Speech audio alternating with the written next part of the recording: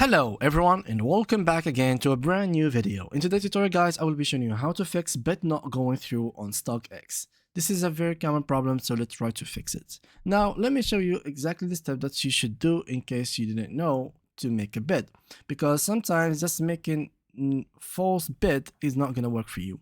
So simply, for example, for me, I need to be first of all connected to my account, and then I should click on make an offer on any product.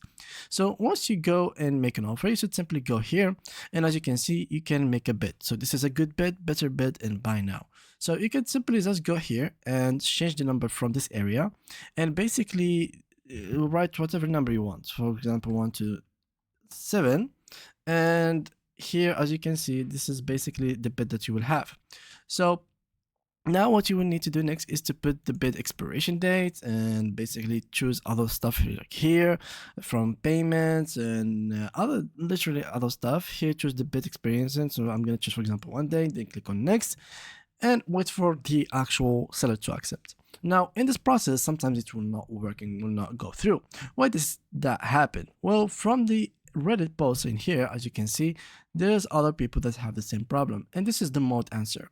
Different regions is the reason for this happening, as Stockx is a global market. The seller was simply from a different country, so they were matched with a buyer who was closer than you. Your bid offer has to account for those additional fees, taxes, customs, etc.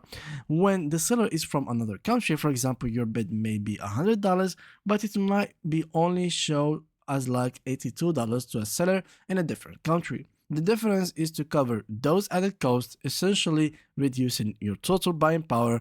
You may need to increase 10% or even much more to be competitive globally due to those extra costs.